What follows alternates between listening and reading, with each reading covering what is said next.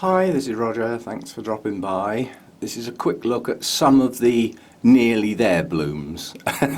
And in this particular case, not only nearly there, but boy am I looking forward to this. This is Dendrobium glomeratum. You can see where we're going with the colour here, and you might even be able to pick up that the petals and sepals are really sparkly when they open, if they catch the light. Not open yet, so we've got a cluster of buds there. The plant's up there, got two nice strong new growths coming on, and following that cane down we've got another cluster here. That one's a bit behind, so that will come later. So that's Dendrobium glomeratum. That little cluster of buds looks absolutely smashing in the sunshine there, or dappled sunshine. Get it in a bright sunshine, they'd probably drop. And also nearly there, the Cymbidium's starting to open. These buds just started to crack yesterday. So a few days time, what have we got here? We've got 1, 2, 3, 4, 5, 6, 7, 8. There's 9 that have opened. You know, they've actually broken the buds, so they've broken the seal. Once they do that, they don't take too long to come. So we've got that to come soon. The other spike, I've strapped it up now, so that one's coming on. That'll be well behind this one, obviously. So there's 2 spikes on that plant. And tucked in here is my Dendrobium alexandrae. It's a Laelia type species. The buds are swelling quite nicely. This is one of the Laelia types that actually has quite large blooms. Very patterned on the back. So the buds are nicely patterned, if you see what I mean. Those are the sepals, obviously, that will become the back of the plant once the bloom's open. So we've got that to come soon. I've got twinkles coming out my ear holes. Practically every one has got spikes on. In fact, I think every single one has. These are the smaller ones up here, and none of these have got tags on. I'm waiting for the blooms to come. And the little one up the top, which I thought probably wasn't going to bloom, has decided to push out 2 spikes on that growth at the top, so we will get some blooms on there. I'm pretty sure that's the yellow one. It was a piece that broke off when I repotted. This little piece here has spikes on, and the other 2 are in a place where I can't get at them. But yeah, so we've got 1, 2, 3, 4, 5 twinkles to follow on behind the Sotoanum. That is looking good at the moment, I must admit. I got an Orchid Society meeting at the end of this month. If that hasn't started to drop blooms yet, I may well take that in, because that is a pretty good blooming, and that's my first rebloom in effect, because it was in bloom when I got it. So this is the first set of new growths and blooms that I've produced myself. So I'm quite pleased with that. The only other thing that's coming soon is the Miltonia Queen Anne. Now, this spike's taken a long time to push on, and it looks like we're only going to get 3 blooms. I thought there might have been 4, but 3's good. They're good sized blooms when they open. They're a good colour, so I'm looking forward to seeing that.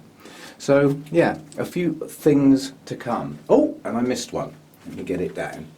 This is another nearly there. Oh, let's get it up in some light.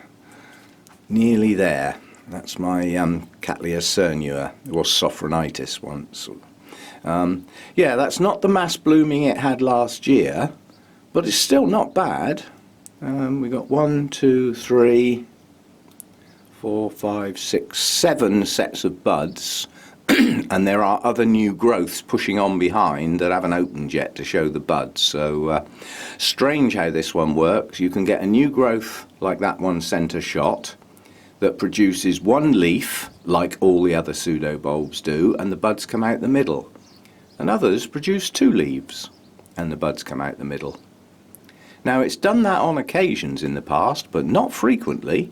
If you have a look at the rest of the pseudobulbs on there, they're virtually all single-leafed bulbs, sorry.